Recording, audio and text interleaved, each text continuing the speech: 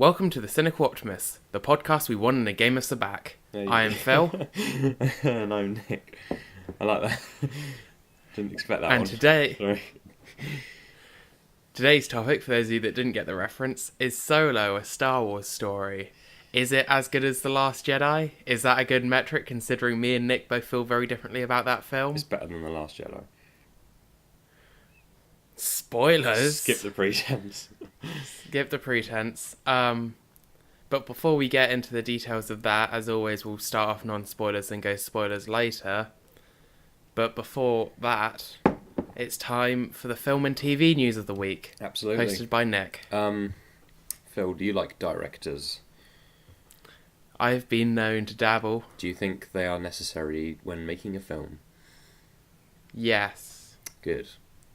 So you've heard of said Danny Boyle? Yes, I have. He is confirmed to be making the next Bond film. Yes, I heard. I can't remember where I heard that this week, but yeah. It's been officially confirmed from all the Bond social media pages and stuff. I'm real excited for this. Oh, and of course Daniel Craig is returning for this one as well. Yeah, isn't Daniel Craig at the point now where he's been like the longest serving Bond and the least number of Bond movies or something like that? Oh, really? Oh, that's interesting. Like, there's been Bonds that have done more films, but he's been like done it for longer just because the gaps between the films have actually been quite big. Right, yeah. Okay, that makes sense. Yes, when will Bond is set for a release of 25th of October next year, 2019. Yeah, I'm well on board for this. Danny Boyle is genuinely one of my favourite directors. He's done like 28 Days Later, Sunshine. Didn't he do Trainspotting? He did Trainspotting. He did. What else has he done? Did the Olympic opening ceremony? The Olympic opening ceremony. He did that one with.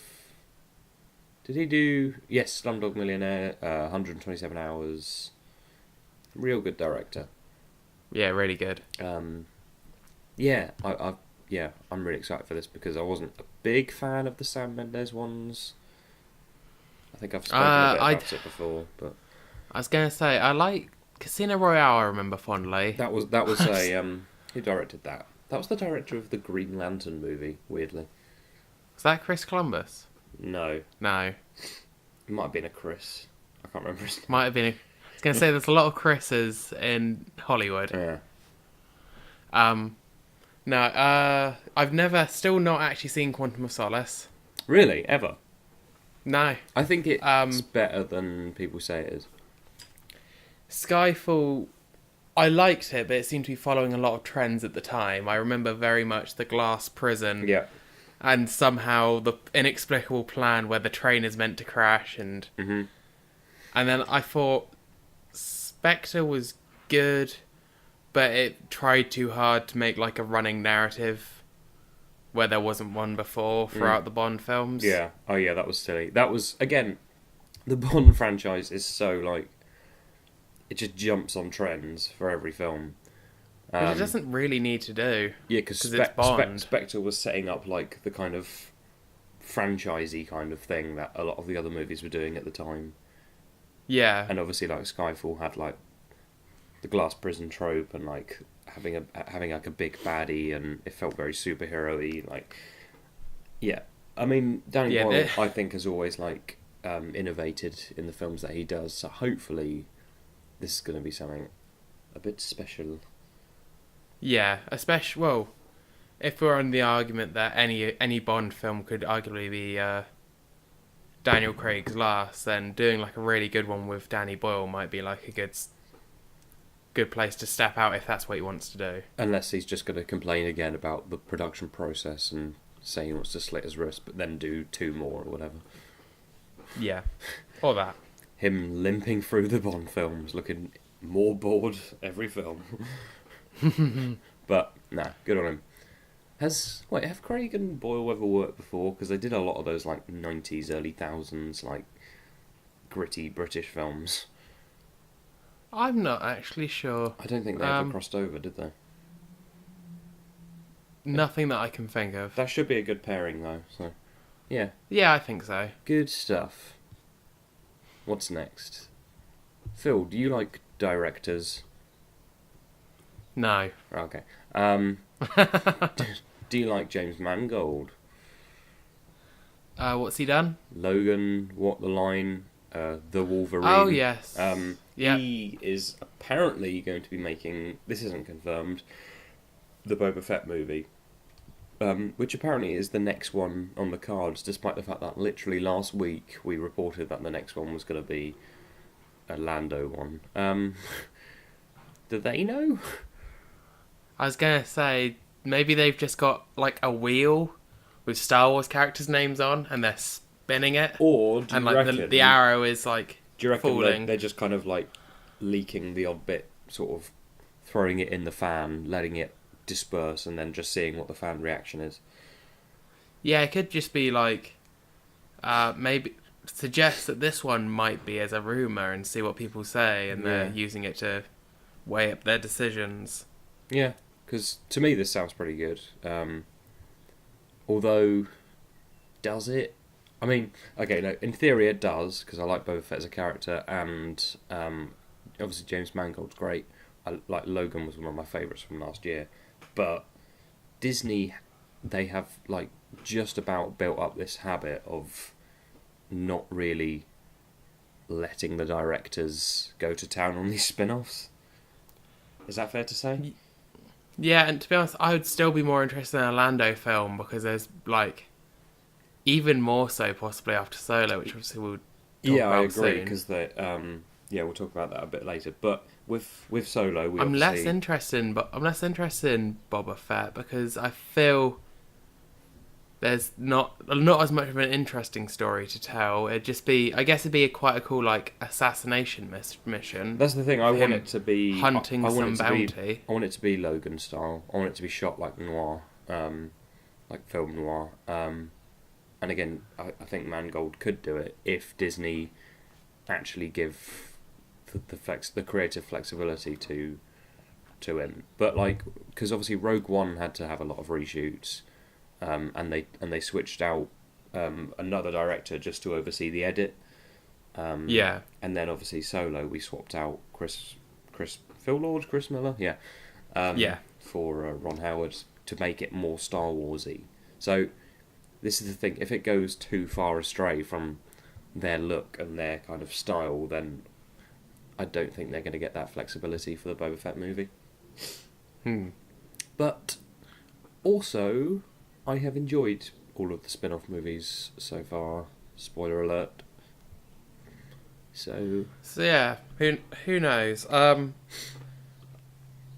Fett as a character, I don't really like. I don't care as much about as most people, so I'd probably go see it, but it'd be more of a hard sell for me than, say, like, one of the characters that has more of a story to them already, like, and more mystery and intrigue.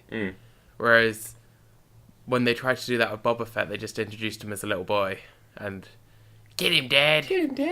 Yeah.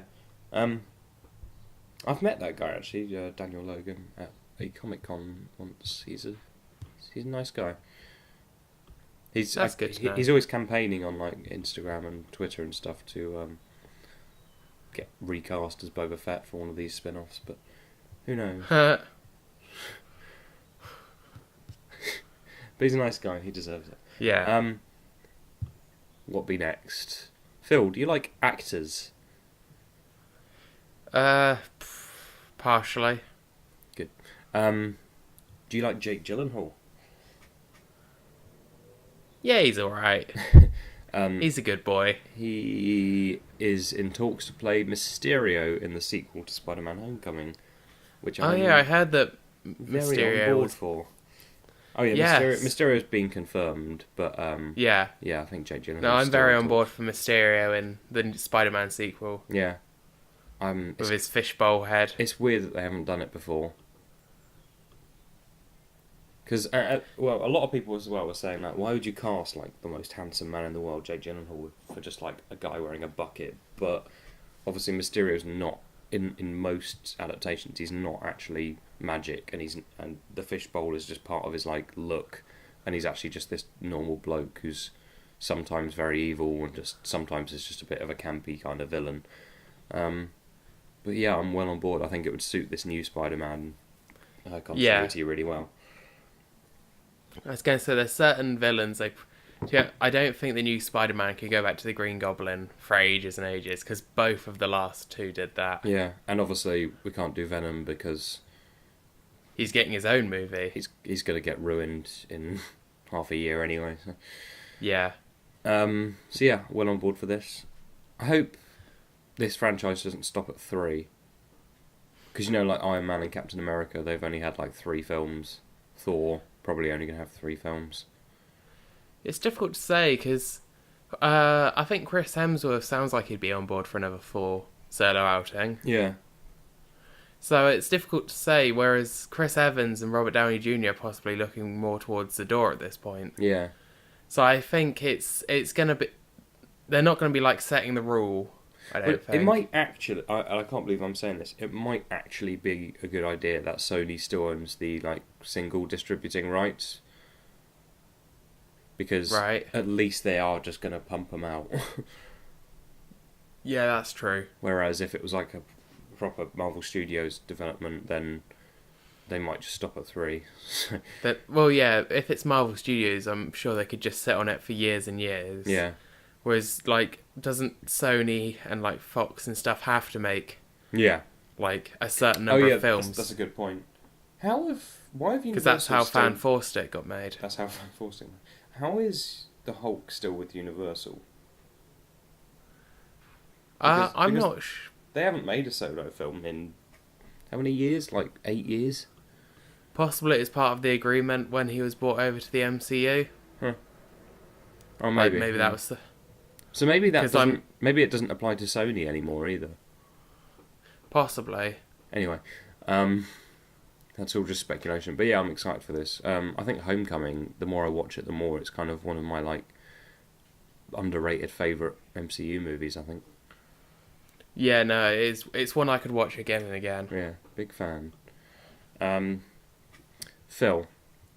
Yeah. Do you like actors who are also directors? Oh, you're building up. You got a much better through link this week.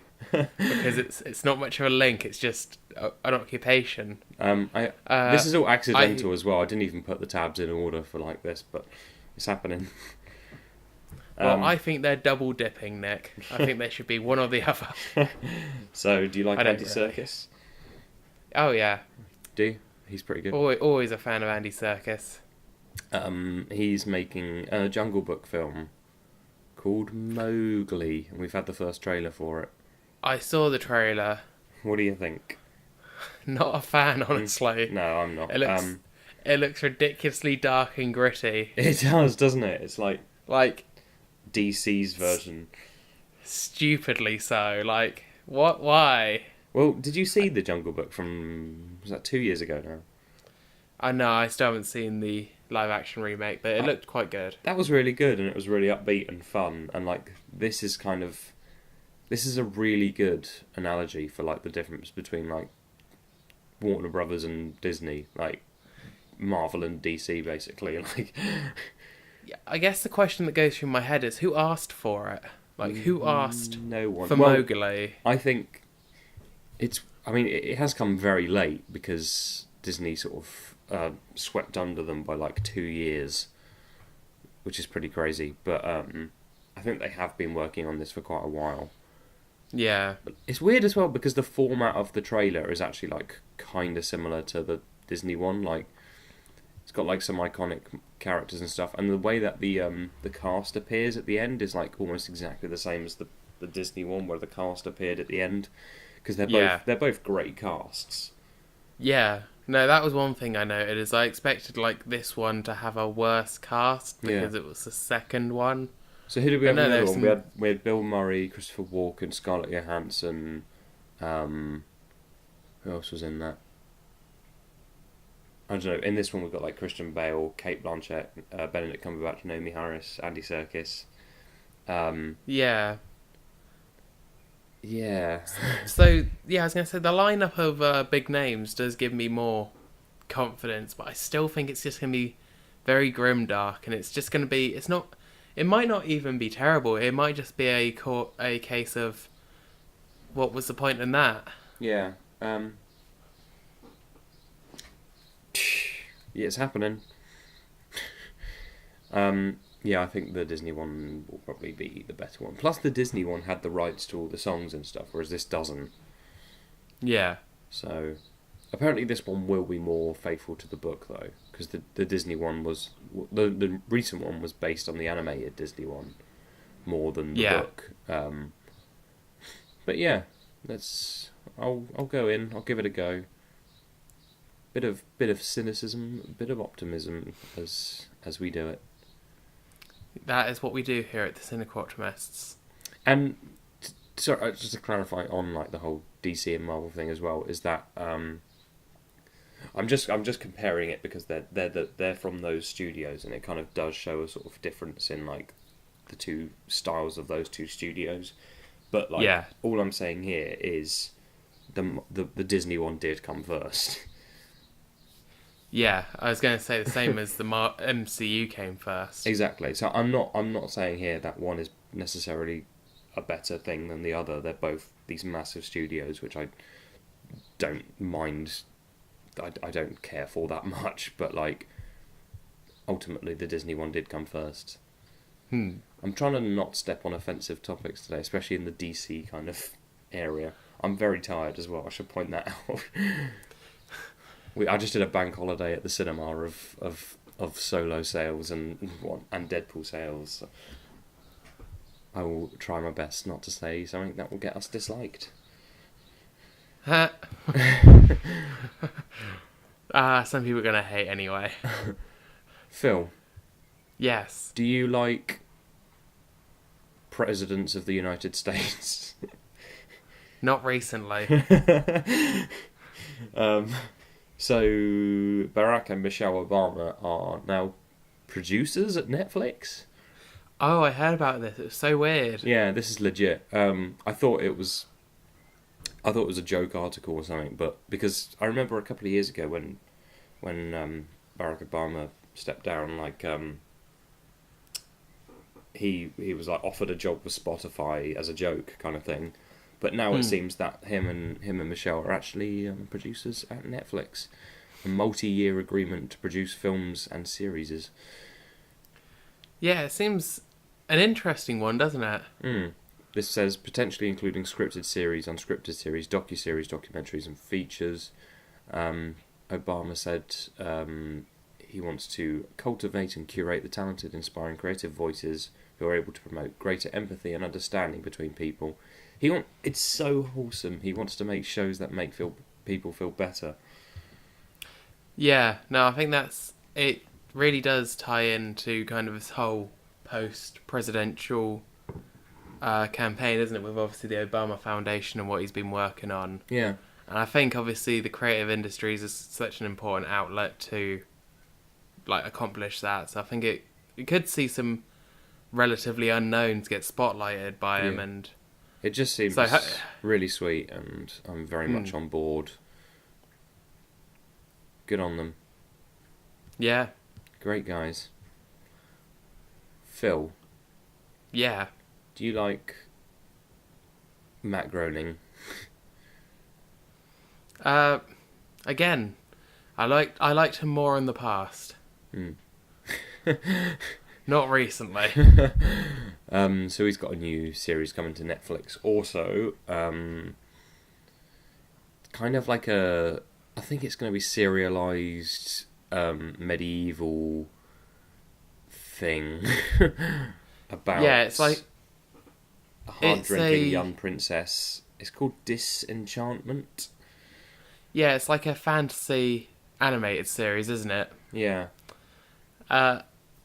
It's his third series that he's created. Obviously, the first being The Simpsons, second being Futurama, and now this. And I guess when the important thing to kind of grasp is like the time, like obviously it's now 30 years since The Simpsons came out. When Futurama premiered, Simpsons was at a massive high. But now The Simpsons has kind of fallen into a bit of a rut and a bit of a repeat. And also Groening himself doesn't seem to be, because the thing is, he's a man who made his money and became famous because of his satirical comics. And then recently he's been in interviews talking about obviously the whole thing with Apu that's been happening recently. Yeah. Dismissing it all as, and I think the quote was something like, some people just need to find things to be offended about. I think it's time in our culture where people love to pretend they're offended, is what he said. Yeah. Yeah. And that just kind of... Because the thing is, I do really want it to be good, because I've been watching through Futurama. I got, like, the entire collection recently. Yeah. And it is just so good. But I'm worried that this might be... Like, it might not have the same, I guess... I don't know. I think I'm going to give it a good go, because, like, I'm going to give it a good go. B, it's like a female lead, so that's great. That's like a bit of a new thing, and I think it's due to be serialized as well, which is another kind of very modern trend. So like an animated show, like a fun animated show, maybe a little bit more meta than the previous ones, in the style of parodies of like Game of Thrones and stuff like that. I could see it working. I could see it working, but I'm very sceptical. It depends who's in his writer's room for this show. Yeah. Because there are some ex-Futurama writers and some ex-Simpsons writers. If he managed to get them on board, then I'd be completely on board, because they are really, really good. Like, you got Ken Keeler, David X. Cohen, a bunch of those guys. Because I don't know what they're up to nowadays. But I do also think it could just come out and be a very tone-deaf flop. Maybe. So it could go either way for me. See how it goes. But yeah, it's on Netflix. It's going to be on Netflix this August, I think. August 17th, yeah. So, yeah, it could be fun. Yeah, I'll keep my I'll hope for the best, obviously, but I know for some reason this has just got me as like this series is about 10 years too late. Yeah. At least. Give it a go. Give it a go, see what happens. You cynic. You optimist. Phil, do you like video games? No. Okay. Hate them. Should we move on to the main discussion then? Oh, wait, no, I do have some other stuff to talk about. Do you have a Link story, or am I going with mine? I just did it. Oh, is that your Link story? Yeah. Well, Nick, do you like Rick and Morty? I do like Rick and Morty. Do you remember the episode, it was back in their second season, where every time, like, with the parasites, and they just created more and more fake people? Like, oh, Mr. Yeah, sorry, yeah. Mr. Poopy Butthole. Mr. Poopy Butthole, yeah. There's a cutaway in that where Rick's going crazy because like Walmart are selling Zelda-themed 3DSs, and he's like, we're going to buy them and we're going to sell them on, we're going to make a profit. And this is my Link story because Justin Roiland, obviously creator, is selling a Zelda-themed Nintendo 3DS for $1,000, sorry. Wow. With the money going to a children's hospital. So that's really, really good. More wholesome news. I like it. Yeah, so actually there's a quote. So, reading the article, it's reported in Vice. The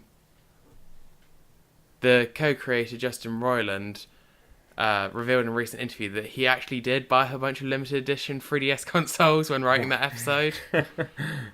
And his plan was to sell them off after a few years, but he felt bad and didn't want to do that, so he went and he's purchased a bunch of 2DS systems as well and a bunch of games, and he's donated a lot of them to a children's hospital, and he's going to sell some signed ones as well. So I think that's a good way to make a good outcome out of it. So I thought that was quite funny and quite touching. That's brilliant, yeah. So anyway, on to the gaming news, earnest, I guess, or full swing. And Sony has been a lot in the news this week. There is a new Sony boss who came in last October to run their Sony Entertainment or the PlayStation division or whatever. And he's been doing some interviews, and we've got some interesting insights into what the future might look like. Do you have any of these? Because you can tell it's a slow news week, because I believe this was one interview, and yet I have 3 different news stories of different bits of the interview. And that's when you can tell they're, like, reaching. Yeah. So I think the first one to go across is that the new PlayStation boss, funnily enough, after I think... Again, this is one of those ones where last week we were reporting something completely different. As in, like, the Vita is just obviously finished producing its physical cartridges. Yeah. Or physical discs or whatever. But the new PlayStation boss, breaking ranks with the company's recently held position, has said that he'd be interested in going back to look at portable gaming again. Really? So that's one of the interesting takeaways. Another one is that he said the PlayStation 4 is entering its final phase of life, and that then Sony's next console is still 3 years away. Okay. So what are your thoughts on that as a recent PS4 buyer? Because that's at least 3 more years of I was going to say, that's new about game ridiculous. That releases. sounds ridiculous. I always tend to buy consoles in that kind of midpoint gap between them, because at that point you've got all the kind of major releases coming in, or having existed for a little bit, and then it's still got a bit of life in it as well for quite a while. But I think he says that, but it doesn't actually... I mean, obviously, because they still update the PS3 once in a while. Well, they still updated the PS3 quite a while after that had been discontinued. I think he's saying that to just kind of get people in the mindset of buying the next one, but it's not actually going to make that much of a difference, because the developers of the games are always going to keep pushing out updates, and even PlayStation themselves are going to keep updating it. I think he's just trying to sort of rile up a bit of readiness for the next one. The thing is, as long as there's support for an old system, they'll still... as long as there's a lot of people with it, they'll still get, support and stuff. The PS2 only had its last game produced for it, I think, in, 2013 or something. Really? Yeah, it has, I think it has, the longest life. Because I believe the yearly FIFAs were, the last things to keep on getting released on PS2, as well as obviously the PS3, Xbox 360 and stuff like that, and it finally came to an end. And so, I think even once the new system comes out, I assume it'll be the PS5 following in the trends. Or PSX. There'll still be PS4 games coming out, because each new console generation, the developers all need to upgrade their kit and upgrade their development stuff, and same way that Ubisoft released an Assassin's Creed game for the PS3 and Xbox 360, they made Rogue, and then they had that separate one of the ones I think that broke, that came out on the PS4, Xbox One and PC. So I don't think it's one of those things, but they're probably talking about it to get people hyped for E3. There will literally be nothing to do with it at E3, I don't think. Because if it's still 3 years away, there is literally no point talking about it. I was going to say, I think it's just getting people in the mindset of being ready to buy the next one. It's getting people talking about PlayStation in the run-up to E3, and they've clearly got nothing else to tease, which is... Surely they've got a game or something they could start talking about. I am just going to go and shut my window very quickly, because it's just started absolutely pissing it down outside. It's very loud. Ah, dear. The weather always getting in the way of recording. I know, right? Oh, wow, I can hear that. Blimey, that is peeing it. Maybe it'll be here soon. Depending on which way the wind is blowing. That is a lot of rain. I'm not editing this out, by the way. You're editing that. You're editing this week. It's your prerogative. So the PS4 for 3 more years, and then I don't know, the PS5. At what point does that numbering become silly? The new PlayStation boss has broken rank with what others at the company have been saying, in that whilst they were unwilling to re-look at portable gaming, now they're ready to make the switch. He gets it. It's funny because they're chasing a trend. Anyway, now is kind of my other stories. There's not as much this week. I'm going to start with quite a cute game that Game Informer reported on this week called Sleep Tight. It's coming to Switch and it's coming to PC. And it's basically like you set up, it's like one of those turret defense games, but it reminds me of Monsters Inc., but like a sinister Monsters Inc., because the kids have like these guns they made out of like toys and stuff and like pillows to make their forts, and like they've got the daytime to build it all up, and then at night like the monsters come in like those kind of waves. It's one of those sort of games. Oh, that sounds fun. And that like it's got a really cute aesthetic, and the trailer looks really good, and it looks like just quite an interesting game. So that's called Sleep Tight. Very nice. And I believe that is launching soon, and it's And it will teach kids to defend themselves using makeshift weapons. Yeah, from the monsters. Good stuff. So I think that's quite a simple idea done effectively. So that will look quite nice. You can find the trailer both on YouTube and on Game Informer's website now. Yeah, I'll check that out. Nick. Yes. Did you know that Mega Man is celebrating an anniversary this year? Oh, really? Yeah. Is it their 30th? It is their 30th. Oh, It has been now for a year and a half. So, I'm guessing has been an attempt at revitalization of the franchise. Obviously, Mega Man Legacy Collection came out, I think, in 2015. Mm-hmm. So I got it around launch, and I've played through a few of the Mega Man games. And then they released Mega Man Legacy Collection 2 late last year. And coming up soon, they're releasing Mega Man X Legacy Collection, which was kind of the X series of games. Mm-hmm. And those, it seems like, because the problem that a lot of people had with these legacy collections is that they are just basically emulations of the old games. Yeah. So I think one of the things with Legacy Collection 1, which is currently the only one I do own of the original Mega Man line, is I could have quite easily got those for a number of mains. Like, they were just, I could just emulate them or whatever. Whereas Legacy Collection 2, at least, was like the more recent games, which are a bit more difficult to find, which was like Mega Man 7 through 10. Yeah. And then we've got Mega Man 11, which is the first brand new Mega Man game coming later this year. And now Mega Man X Legacy Collection. They're really going all out for the 31st anniversary. You mean the 30th?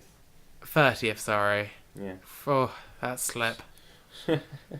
But the interesting thing about Mega Man X Legacy Collection 1 and 2, which are releasing, I think, at the same time, which is kind of strange, is that they're apparently going to have an extra, like, a new story mode, like, and there's not really much details about it. It's not sure whether these are going to connect the different games to each other.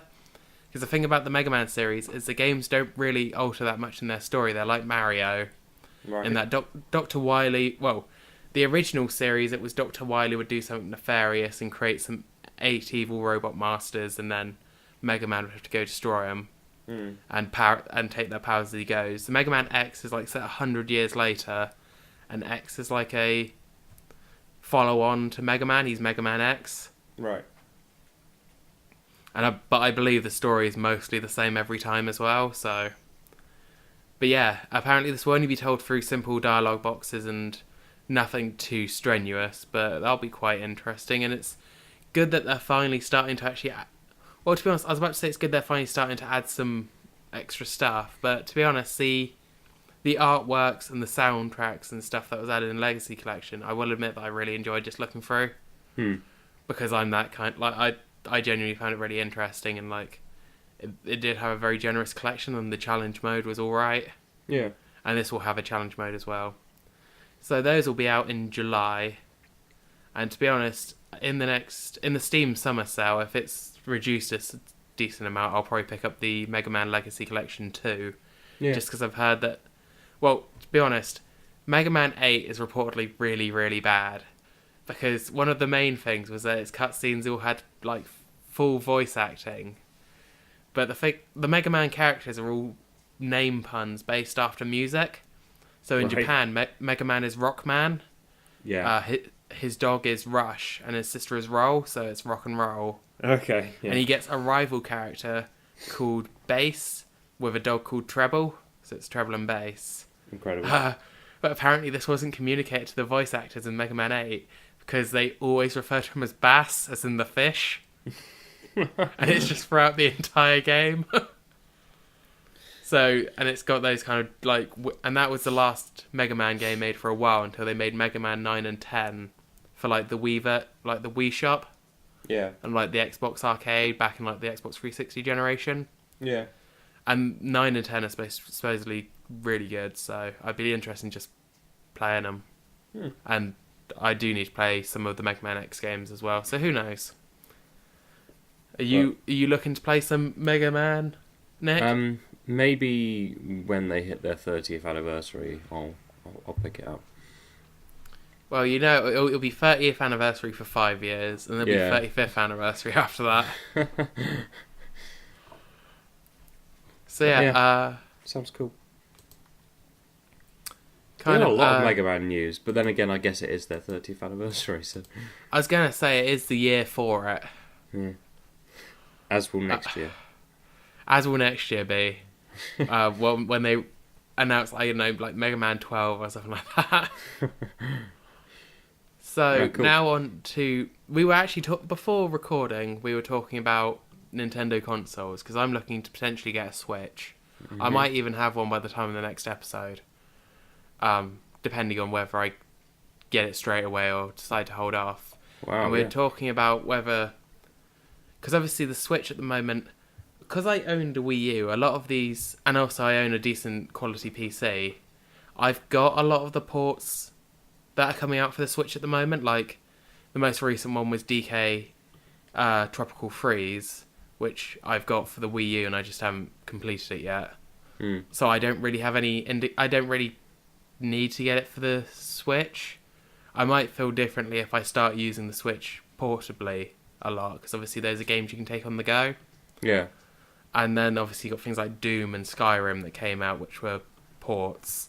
But I have both of those on my PC, so obviously the portability is good, but I'm not going to pay like 50 quid for a game I already own just to make it portable.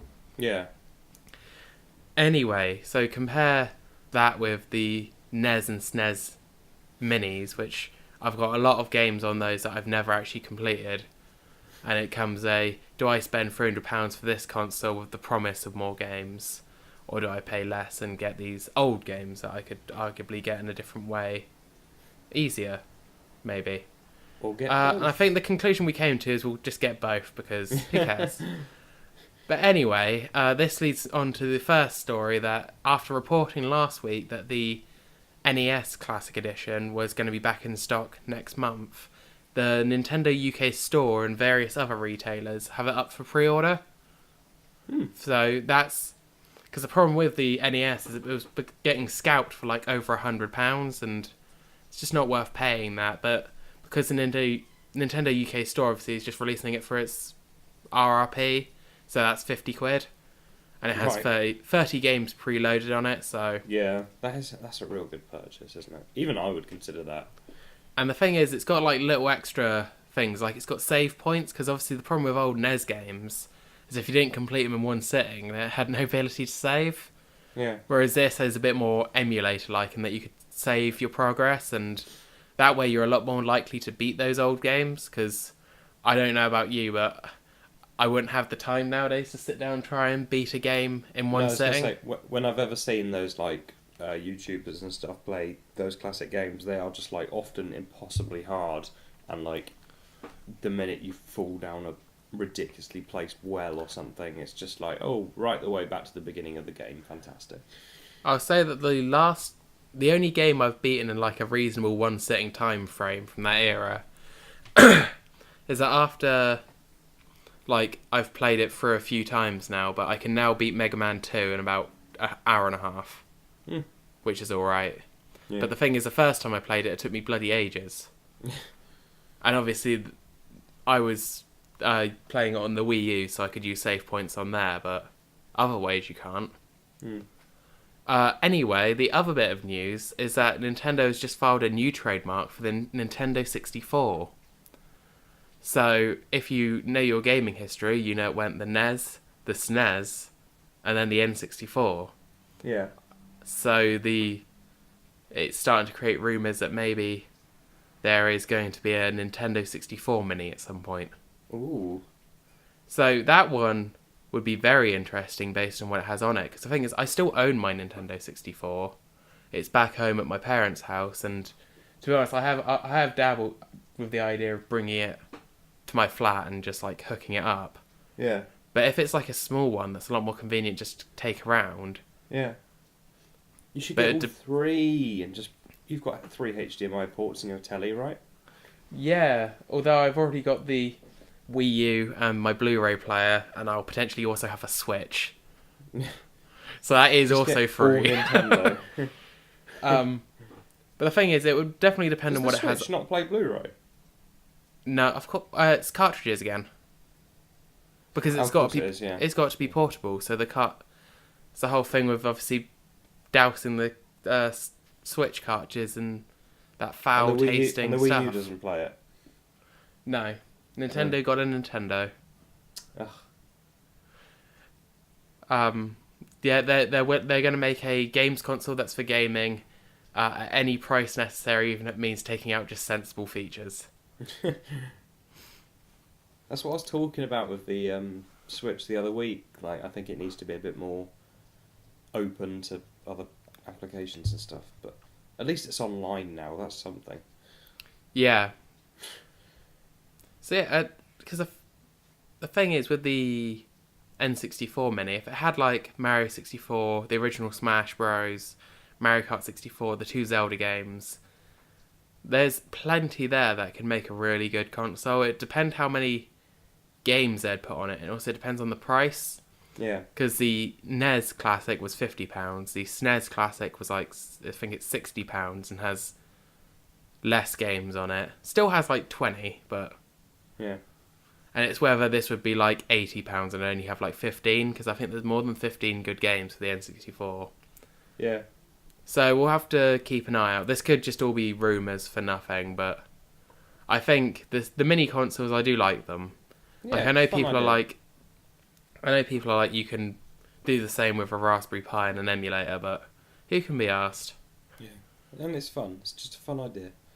Yeah, it's just a nice little thing to have. Nice to have the option. Anyway, so that brings me to the end of all my kind of regular gaming news. I am just going to make a mention now of something big that did happen kind of in gaming this week. Have you ever heard of Totalbiscuit, Nick? No. So Totalbiscuit was a game critic, and he was very well known for doing a series called WTF is, and then game title, where he would just talk about a game and try it out. Yeah, I've heard of it. Also in the kind of internet censorship acts that America was pushing out, like SOPA and PEPA, he did like very good videos like against those. He's very big advocate for net neutrality and things like that. Sadly, he has passed away at age 33. Oh no, that's so young. So he's had cancer for a while now, and it's been something he's been fighting. I think since 2014, I've actually got a news story here. Oh, blimey. And it was actually only this month on the 1st of May that he created a Reddit post called The Future, saying that he was going to retire. He was only going to do his weekly podcast, a co-optional podcast, and everything else was just going to shut down because he knew that he didn't have much time left. And then obviously it really wasn't much time, because it was a few days ago that his wife posted on Twitter that sadly he had passed away. Oh, that's so horrible. And that's the thing is, like, I can't think... I've never heard anyone really speak a foul word of him. He's always had lots of integrity, and people, I think, from all across gaming always respected his views, and I've watched a few of his videos. I wasn't, like, an ardent fan, Yeah. but he always made like really good videos and really good points. So yeah, it's that's really sad. It's a great shame, and it's good to see like the well wishes that are coming out from the community regarding this, and obviously for his family and things like that. So just rest in peace, John Bain. R.I.P. And condolences to all the family and people who knew him as well. That's super sad. How do we segue this into Solo? See, if we were running straight off the, give us a quick recap of the mini N64 story. Oh, so yeah, the mini N64 story. I think it'd be a really good idea. It depends on the price point and the amount of games it has. But, there's plenty of gems on the N64. Maybe I'm just saying that because it was my childhood console. But yeah, I own an N64 still, but I would potentially get one because my old controllers are a bit broken. So it'd potentially be more convenient than trying to keep all that stuff around. Speaking of updated mini versions of things from the last century... Good. Alden Ehrenreich has taken the reins as Han Solo in Disney's new spin-off film, Solo, a Star Wars story. There you go. See, isn't that the most seamless segue? Absolutely seamless. So yeah, it was in theatres Friday, and I managed. It was in theatres Thursday, I think. Maybe was that midnight? No. Yeah, midnight. Well, no, it was midnight Wednesday, so Thursday morning. Okay. Yeah. So yeah, I managed to see it yesterday because the problem is, and the reason why this podcast is about around a day late. Sorry, was I was away because it was the bank holiday weekend. I think because I believe you could have seen it Thursday morning. I had work. Oh. So yeah, it was just a bit of a bad time for me. So I got home from being away, and then like an hour later was at the cinema watching it. And the thing is, it was one of those things. I'm glad it's late because I got to see it again yesterday because originally I saw it opening night, and I was a little bit drunk and very tired, and so my review would have been very different of the film. So how full was it on opening night? Not that full. Because that's the one thing that has come out, and obviously this isn't spoilers because it's being reported on, is that Solo has had the worst opening weekend of any modern Star Wars. Yes, however, it's a big opening. It's the number one movie in the world right now. It's bad for Star Wars, but it's still good. And they open this film in like beautiful weather, sort of mid-year, like. It's not a Christmas film where everyone's got the time off work and everyone's a bit more happy and drunk and whatnot. They've opened this film in what is a big market usually in America because it's some kind of national holiday. I can't remember what it is. Is it? It's Memorial weekend. Memorial weekend. That's it. Yeah. Here it's a bank holiday weekend, but it's not an enormous opening. Let's see across the weekend. It was predicted to take £97.5 million. And what did it make? 77 million or something like that. So it's still made a profit probably already, hasn't it? Well, this has ended up being actually one of the most expensive Star Wars films. In fact, I think it is the most expensive Star Wars films because of the reshoots. Oh, right. I reported a couple of weeks. Well, sorry, I shouldn't say I reported. I mentioned a couple of weeks on the podcast that it was up to 70% of the movie was reshot with Ron Howard. Yep, that was me. I was the source on that. I reported it. You went all the way to Hollywood. You spoke to Ron Howard himself. So originally it was supposed to be Phill and Chris Miller making a sort of a bit more of a fun meta kind of movie with a bit more improv in the vein of like the Jump Street movies.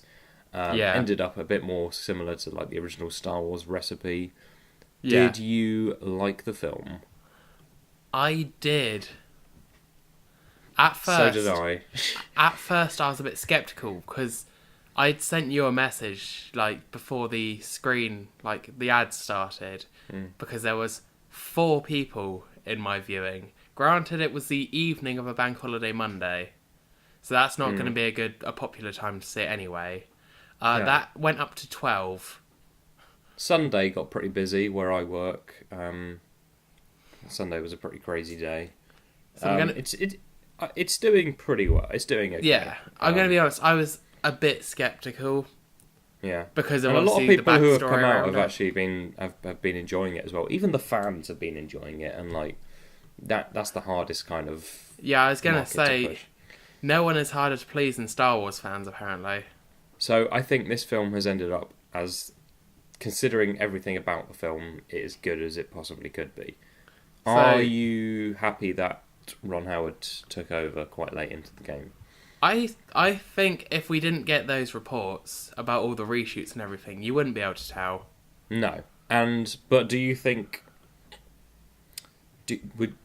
again, based on what they like the reasons Lord and Miller went, would you have rather this was a bit more meta and a bit more fun and over the top funny kind of style? No. Me neither.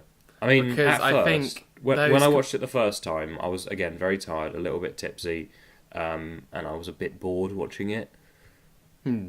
But because I was expecting a bit more humour and a bit more fun, but like the second time I watched it, ignoring that, I went into it and had a real good time. Yeah, so I think if they'd gone for the more quirky, funny thing, especially in the light of The Last Jedi being one of its criticisms being that the humour felt very out of place at times, I think it might have given fans more reason to be like, oh, the hashtag not my Star Wars, blah blah blah. Yeah. I think it did. I think it might have played it safe in some aspects, but I still thought it did really well. Yeah, so do And I. and the thing is, it's not as if the kind of yeah, that's the right word, of like Han Solo wasn't present and things like that. And it's No, still exactly. like the chemistry between Chewie and Han was still very good. And Yeah. like stuff like that. I don't think it needed to be like I think a he did a knee great slapping job, comedy. Alden Ehrenreich, I think, did a great job. I think there were some points when, like, possibly it was because I was seeing it quite tired as well. I didn't completely buy him as Han Solo, but by the end of the film, I bought his version. Well, that's the thing. Like, I knew it wasn't going to... I didn't want him to be channeling Harrison Ford completely. And but that's there were what I some think, choice that's moments. why I think it's a really good casting, because like they could have just got like that impersonator of Harrison Ford that went big on YouTube, and like he would have done like exactly the same thing as Harrison, whereas this is pretty fresh. Yeah. There's like a conversation sort of it's not really a spoil, a little bit of it's in the trailer sort of right near the end of the film, where Emilia Clarke's character Kira says to him like, I'm the only one who knows who you really are, kind of thing. And it's kind of, he treads this very fine line of like a character who like you can sense how like good he is as a character, and he's really trying his best to come across as this kind of like cool swanky outlaw. Yeah, who, he's like, trying really hard to be detached. Yeah. And, like, he wants to be, like, a smuggler outlaw. He doesn't really want to have those connections, like, people to know he cares. But he can't hide it. You can really see it, like, and, like, that is some really good acting. I think he's a fantastic actor, to be honest. I think some of the reasons, like, there were some initial reports was, like, apparently he's not great at the improv stuff, which is why they kind of switched directors as well, because, like, you want your main actor to sort of work well with the director as much as possible. And like Lord and Miller's approach of a kind of more improv meta kind of style probably didn't match what Ehrenreich was going for. Yeah. So Ron Howard, he treads very closely to the recipe of Star Wars, and it doesn't feel like the freshest take on as a film. It doesn't feel like the most fresh take on it, but like it really suits what they were going for and the actors, what the actors were going for. I enjoyed it an awful lot. Yeah, me too. I thought it was weird. This isn't really spoilers, so I'm going to talk about it now. I found it weird that our catchphrase. But I found it weird that the blue text continued at the beginning. Yeah. I was like, Yeah. Because obviously I knew there wasn't going to be a crawl because of Rogue One. Yeah. But I was a bit like, are they allowed to use this text for this? Are they breaking some cardinal rule? I think it was used quite effectively though, actually. Yeah, I didn't mind it. Going back to cast, Donald Glover was amazing. Underused. He was possibly my favourite, of the cast as Lando. He was really fun. He just did it so naturally. Yeah, I'm not actually going to go into too much about certain scenes of his, but you get to see him. You get to see him play Sabak with Han. He's got a pretty good relationship with L3, who's the new droid. I enjoyed that character an awful lot. The first time I didn't, because I was, again, very tired, very sleepy. I was going to say, I'm not sure if my opinion would change watching it the second time, but, I got what L3 was going for, but possibly because I was tired, my brain was like, so, because in short, it's all about robot rights and droid rights and droid sentience. She's a metaphorical feminist droid, and I really enjoyed that. And it just led to me to questions so does that mean C-3PO and R2-D2 morally agree with the rebellion, I guess? And other droids morally agree with the Empire? Or the Empire wants just all have those control chips? It just started raising a lot of questions for me, but I think it was presented in a very fun way. Yeah, I think it was that was quite an entertaining character arc, and as it turns out, that character has a bit of a legacy as well. Yes. We'll go into that more in spoilers. What did you think of Emilia Clarke? Kinda dull. Yeah. Unfortunately. Yeah, she didn't have any standout scenes really. Well, there was one scene where she went very Game of Thrones, and I don't know if you've seen the publicity shots are out there as well, with her in the big red gown and wearing one of Lando's capes. Oh yes, that scene where she comes out and she gets a moment where she gets to do a bit of Daenerys-y kind of speeches, which I thought was quite entertaining. That was one of my favourite scenes. But yeah. I mean, end of the day, she is another British white female character in these films. Yeah. She's fine. I think I prefer Rey, and I think I prefer Jyn as well from Rogue One. Yeah. What do you think of Paul Bettany? Great. I thought he was really, really good. As a big old piece of streaky bacon. That is what I was thinking as well. I was like, oh, Paul Bettany looks delicious. I maybe wasn't thinking it in that way. No, obviously not.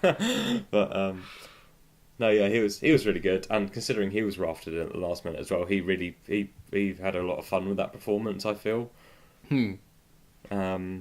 It's a real fun film, and if you don't think of it as outrightly funny, and you go into it not thinking for joke, then the actual overall tone of it, I think, is it's really good. Yeah. It's very watchable. Bettany's character, again, gets to ham up a bit, and there's a bit where, he can go from very menacing, and then there's a bit where they're, putting together a plan, and, they know if this plan goes to shit, they're all going to die, and Dryden, Paul Bettany's character, is just kind of this was fun, we should do this again. And he gets to ham it up a bit, and I found that really entertaining. I'll say generally, I think go into this film not expecting joke, but just expecting a fun kind of space romp. Yeah, because I was going to say the plot points and the story itself is nothing revolutionary, but the execution is quite good. Yeah. And it is a fun Star Wars romp. At And the there's at the not a very lot of least, stakes to it. Yeah. at the very least, you'll have fun. Yeah. Obviously, because it's a prequel, you'll know that obviously the main character will never actually die. Unless he does. Unless he does. No, he doesn't. So yeah, Nick, you're doing editing this week, aren't you? Yeah. How about You son of a bitch. that is getting you back for Infinity War? Nick will have bleeped that, so If he remembers. You... fair play. I bided my time with that one. Anyway, shall we do... Oh, tell you what I did think was amazing. The soundtrack. Do you? Yeah, I thought it was enough old and enough like new tweaks, and it was used well, like at good moments.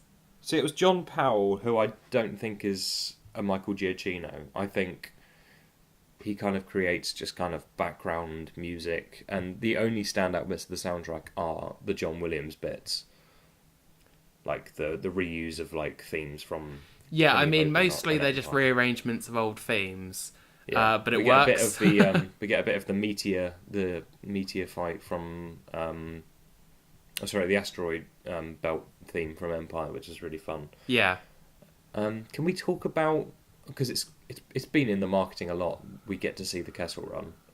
Yes. It's not what we won't talk about the specifics. Yeah. But, it's not what I was expecting, based on the expanded universe version, because it's different to that.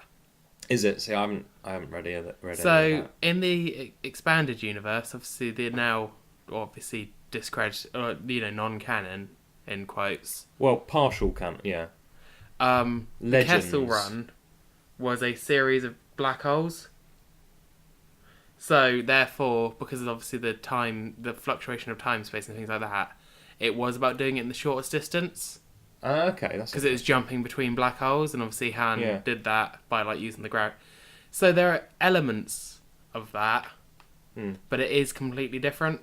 Without going into too much, I found, because again I haven't read the canon, the legends explanations of the Kessel Run. I found it was one of my favourite scenes of the movie. The second time I watched it, non-tired, non-insomniac.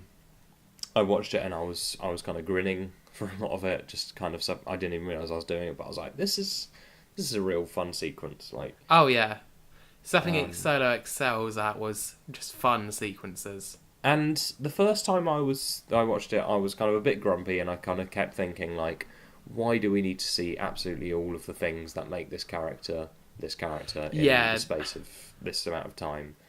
There were some things where it was like, and that's how he did that, and I'm like, was that necessary? Not everything needs an iconic origin. There's little throwaway lines that kind of make it tie into A New Hope a lot more seamless than it should. In fact, this film has ended up way too good for what it should be as well. Yeah, it's better than I was expecting. Yeah. Anything else non-spoilers? Shall we do scores and then spoilers? Hang on, I need to write down roughly when you fucking blurted out your... How long ago was that? Like 2 minutes ago? Probably about 5. Let's say about the hour mark. Yeah. Okay, cool. Bastard. Hey, you started this. Yeah, but you're more organised than me. You've probably already got a spreadsheet with all the timings of when we record and when we say things. You've probably got a transcript of every episode. No, I'm not that organised. I don't have that kind of time. Anything else non-spoiler? We've talked a bit about the soundtrack. Cinematography, Bradford Young. It was serviceable. Bit dingy at times. Yeah, it did what it needed to do. It wasn't... There weren't any, like, spectacular bits, I don't think. Yeah, some very bright blue at the beginning. Yeah. But yeah, a lot of it's quite difficult to see sometimes.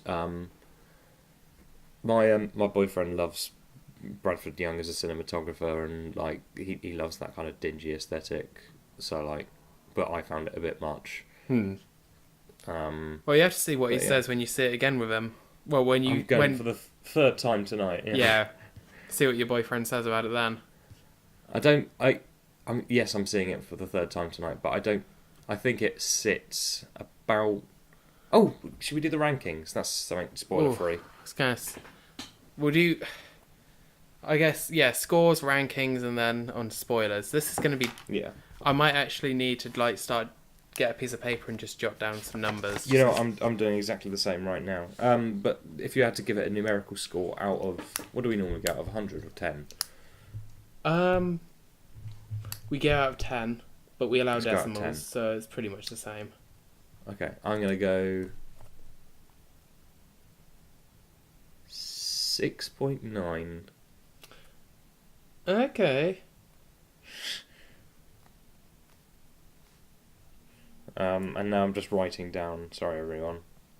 No, I'm doing that as well. I'd say about 7.2.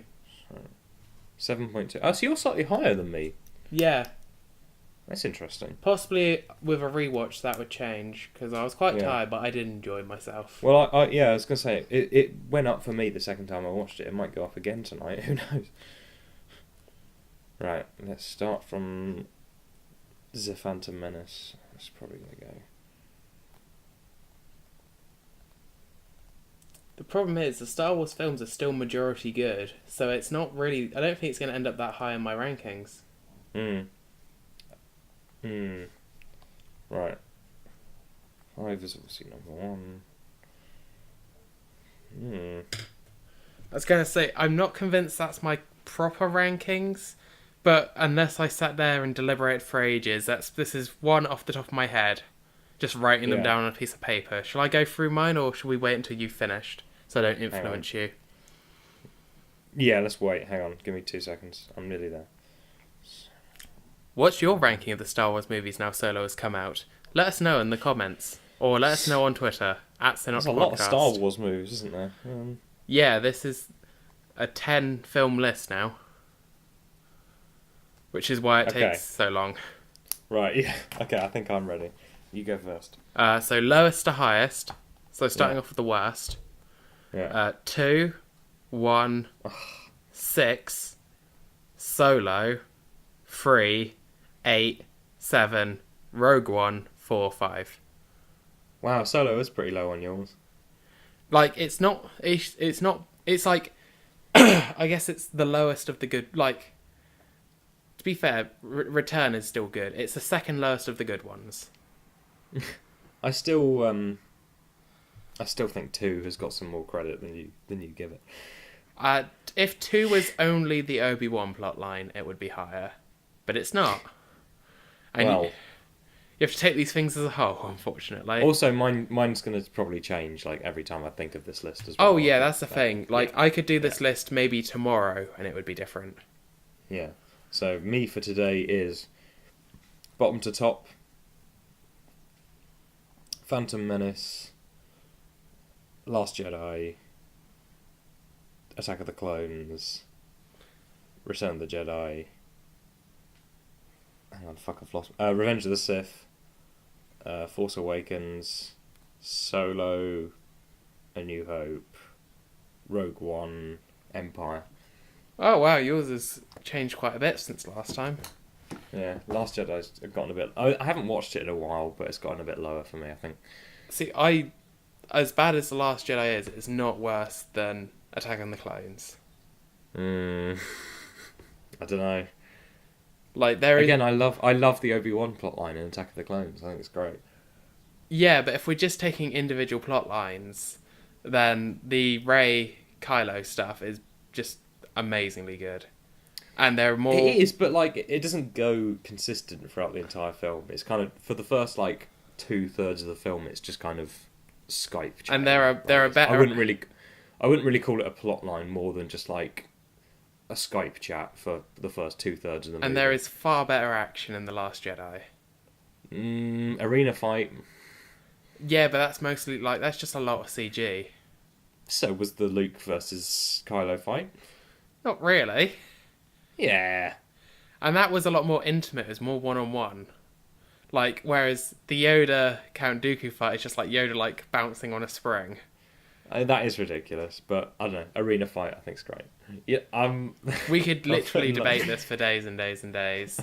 We're not talking about The Last Jedi or Attack of the Clones here. We're talking Yeah. about Solo, which I think is much better than The Last Jedi. I think I've still got The Last Jedi higher, but we'll see how I feel in a few days. I need to watch Last Jedi again, but it's not standing strong. Should we do Solo spoilers? Yes. So if you're leaving us now, next week the topic will be talking about what we'd want from a Pokemon console game, because of all the we'll be going through the rumours and talking about what would be interesting and things like that in the run-up to E3, unless a big gaming story breaks between now and then. So yeah, follow us on Twitter at the Cynical Podcast, and yeah, we'll see you next week. Now, Bye. Spoilers in 3, 2, 1. Can you believe that actually Donald Glover was playing Han Solo the entire time? And that was like the big twist. Your weird fake thing again for people who didn't tune out. Just they'll tune out, Phil. It's fine. Oh, but So Darth Maul appeared. yeah, that's what Nick has bleeped out. Do you love it or do you hate it, or are you in between? I expected more from it, because I started hearing in the news that there was going to be a prequels character turning up, and I was like, oh, that'd be cool. I didn't have any idea. But it was just kind of, it felt almost like sequel baiting. It did, especially the fact that I was expecting all of the characters to die other than Han and Chewie. Yeah, me too. But I guess Kira... I don't know, it's fun because, like, Kira I don't think was the most interesting character, but, like, this might put her in a new direction, which does become more interesting. Yeah, I thought it was an interesting twist at the end when she, like, it's like, oh, I'll be right there after you. And it was like, yeah, I am the captain now. But there are reasons I like the Darth Maul inclusion. A, because it links the animated shows a bit more. It links the animated shows, the prequels, and the original trilogy more together, which is nice. Yeah, it just gives the animated shows a bit more relevance, I think, which is nice. Except for like casual audience members who are probably thinking, "The fuck?" Yeah, didn't he die? Yeah, and also, did you like how, for no reason, he ignited his double lightsaber just to show people it was definitely him? Yeah. To be honest, it had a cool reflection in her eyes. That was a cool shot. Yeah. But apart from that, it was like, He was just... It looked like he was sat on the shitter. My main comment is, you could take that scene out and nothing would be lost. Yeah. She could look just... Like he was sat on... She could just lower lower the the blinds. Sat on the toilet. Yeah. Didn't it look like he was sat on the toilet and he just grabbed his lightsaber from, like, the next room or something? Like what I like to think is, because there was no reason for him getting his lightsaber out for her because she's just a hologram. What I like to think is like someone was probably like knocking on the toilet door, like saying you're going to be much longer, and he was just like, right, I'm grabbing my fucking lightsaber. Like, I will spend as long as I like. Yeah, it's one of those things that if you took it out of the film, it wouldn't change it. So as a result, I'm forced to be like, well, that was a bit pointless. Forced. Hey.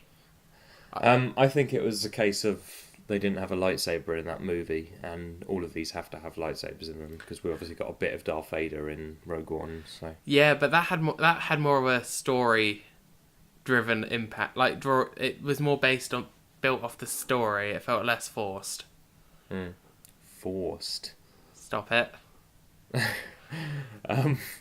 No, yeah, this definitely felt. In fact, I'm still wondering whether that scene was actually ever in the script, because it looked like it could be added in post. Yeah. Do you think they even told Emilia Clarke that's who it was? She talks to him, doesn't she? Yeah, but like they could just say it's like some hooded figure. Like yeah. It seems as if they could have just shot that in a green screen studio and just like told none of the cast that's who was appearing. But also it becomes less relevant because we've seen... Okay, spoiler alert for Rebels, and I guess for the films now as well, is that we've kind of seen the end of Maul's character arc, which is a bit annoying. Yeah. Like, we see... Okay, big spoilers for Rebels. We've seen Maul's death again. Yeah, we've seen his proper permanent death. Like, I've seen that clip because it is awesome. Yeah, it's a really good fight at the end at the hands of Obi-Wan. So, like, it's annoying because that just closes a bit of what... If they want to do Maul in the movies, if this is a thing now... Yeah, they've made it so he can't die if he appears again. Or not convincingly die. Or necessarily meet... He can't... Well, he could, I guess, if they really needed it. But he can't have that meeting with Obi-Wan. Yeah. Or he could, and they both survive, but it seems a bit odd. Seems a bit... Yeah, because you can only have so many times where they have run-ins with each other. Yeah. I'll get you next time, Maul. Looks like Darth Maul is... I'll get you next time, Maul. Looks like Darth Maul is blasting off again. Oh no, he's got away again. A shot that I really liked was when it pans up at the beginning and you see a Star Destroyer being built. Yeah. I thought that was really cool. Some pretty good effects in this, and some good practical effects as well. My favourite joke in the film was probably like, do you need anything else? Equal rights? Coming from L3. That was quite funny. I laughed a bit at that. Yeah, I like Lando's like exasperated sighs. Like he's heard it all. He's like, okay. Yeah. And I liked how L3 was integrated with the Falcon, because there's some nice tie-ins with Empire then when C-3PO is like communicating with the Falcon and he's saying like, oh, this is a peculiar navigational system. That ties in pretty fun. I enjoyed it a lot. There's not actually that much else to spoil other than all the other characters other than I thought it was Lando, Kira. Interesting how the first Sabacc game Han loses because Lando cheats. And then I thought it was a really good moment at the end when he notices and takes the card out. Yeah. That was fun. Yeah. Those two have a good chemistry. Yeah. I thought, like, the Han meeting Chewie scene felt a bit rushed. Really, because that was actually one of my favourite moments in the film, because I like, genuinely didn't expect to see Chewie as this, like, genuinely brutal force of nature, because usually he's very soft and very... Yeah, it felt more cuddly. like getting them together as quick as possible to me, just because it was kind of like, oh, throw him in the pit. Oh, who's in the pit? Yeah. Chewbacca's in the pit. 5 minutes of fighting later. Oh, we're allies now. I mean, it got to the good bit. It got to like some more interesting bits faster, which I don't really begrudge it for. But bit of me was like, wow, that was fast. If you know what I mean. I think this whole film, it just throws in Han's character traits very quickly. Yeah. But because like there's another line. Oh, another bit that's a bit Marmite is how he gets his name. Oh yeah, that was stupid. I didn't mind it. I like just shrugged it off. I was like, that's really dumb. Does that just mean anyone who shows up there without a surname is a Solo? No, I think it was just that Imperial guy happened to just be like, Solo. You're lucky. The last guy I gave the surname Buttlicker. No, we've just had Zed Larry go past. So.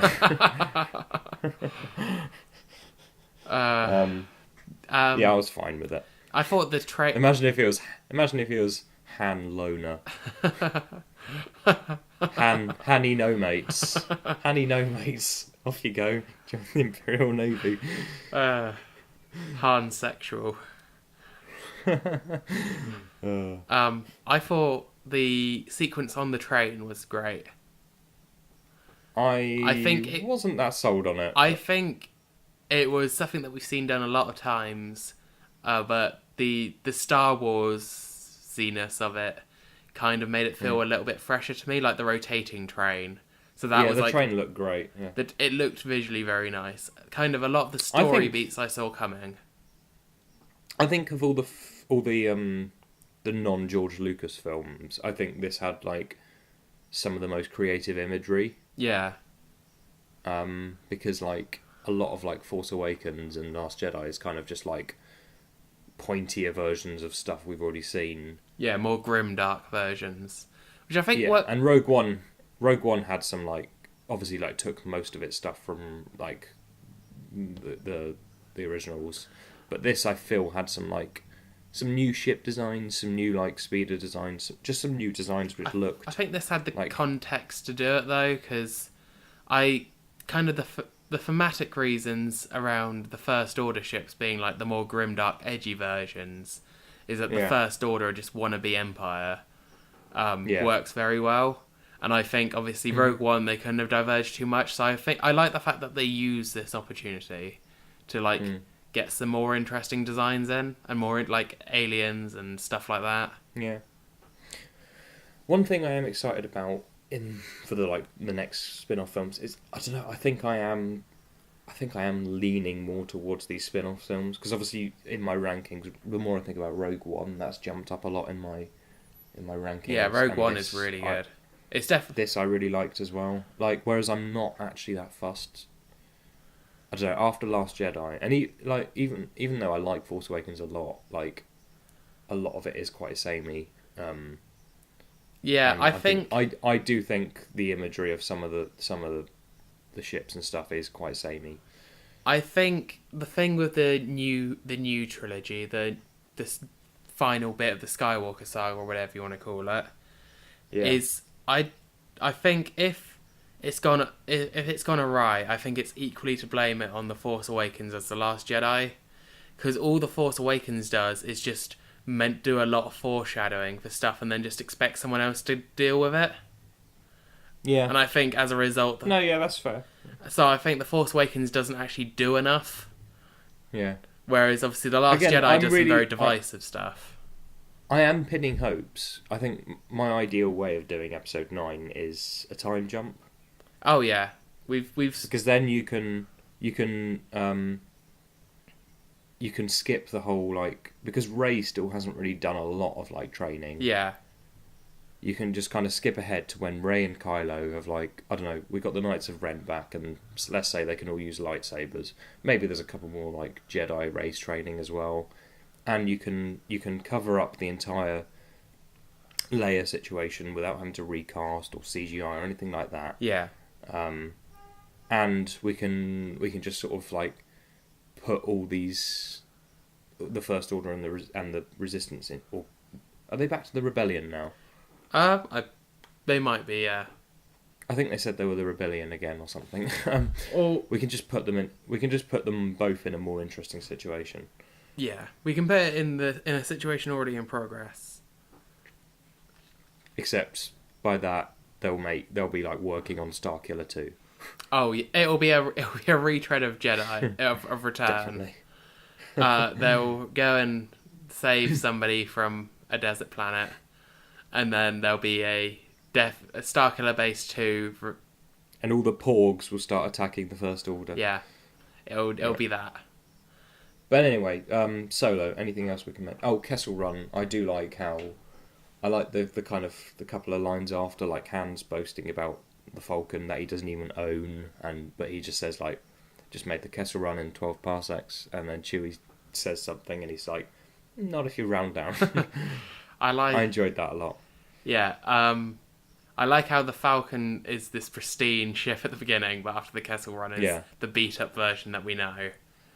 It just makes a lot of sense because the Falcon does look really good in the beginning, and then Han, you can tell Lando is the way they're talking about ships in this film. Han mentions that other Corellian ship, the Whitey. I don't know, that ship that he mentions in that game of Sabak is the Ghost from Rebels. Okay, it's that style of ship, and the way they kind of talk about ships, like we talk about cars in a desirable way. Yeah. I think that's really cool because Lando takes care of his ship in one of those car owners who never actually drives their car but just keeps polishing it. Yeah. Whereas Han drives flies it properly and it takes a lot of damage, but he's using it for how you're supposed to with a great car or a great ship in this instance. I think that's a really cool way of explaining the two ways they deal with the Vulcan. Yeah. But yeah, very excited to see. I mean, I'm actually excited. I'm on board for more in this gap. Yeah, the episode 3 gap between 3 and 4 is rife for stories. Yeah, and I think I want to see a bit more with Alden as well because I think he did a great job and I enjoyed his character. Yeah, Although I'm not sure. I'm not sure what they could do that wouldn't just be another heist gone wrong movie. Because obviously, at the Well, beginning of A New Hope, he's in debt to Jabba. yeah, I think they've got quite a nice place to put it actually. In that, like, Kira could end up being like the kind of the love interest who's also the villain. Yeah. Which I think is quite an interesting way they could go with the next one. And then you could pop in another Darth Maul cameo, and you could introduce Boba Fett for the next one. Yeah. I don't know. I just feel like there's quite a rich, and they've got a great cast, and I think they've got a great aesthetic as well. And I would actually like to see some more of this. Yeah. Do we have anything more to say, or think that's... I've ordered some gold dice from eBay for my car. Yeah, and I like how that connects to The Last Jedi, actually. Can't wait to hang those up. Yeah. I can't wait to use my Force powers to keep them in place long after I'm dead. Yeah, that's about it. Right, shall we start wrapping up? Yeah. So, thank you for tuning in to another episode of the Cynical Optimists podcast. As we said previously, next week's topic will be looking at a console Pokemon experience and how we'd want it to go. Nick, do you have anything to plug? No. I don't think... My navigational input into the Millennium Falcon. I get it. You robot. I don't think I do at the moment either, so next week we'll be back at the regular time, regular place. Follow us on at Synopt Podcast, where if we ever, to be honest, we don't post that much at the moment, but try and get back into the habit of posting little things midweek. And also it gives you all the news and updates if we ever get delayed again or anything like that. Yeah, check out our playthrough of Star Wars The Clone Wars Republic Heroes that we did it wasn't even last year, it's 2016 we did that. Great little game. It's like a Lego game, but not. Yep. As it's Star Wars themed, might as well bring it up. And it's a bit more broken. Apart from that, we will see you next week, where I've been Phill. And I've been Nick. See you later. Bye.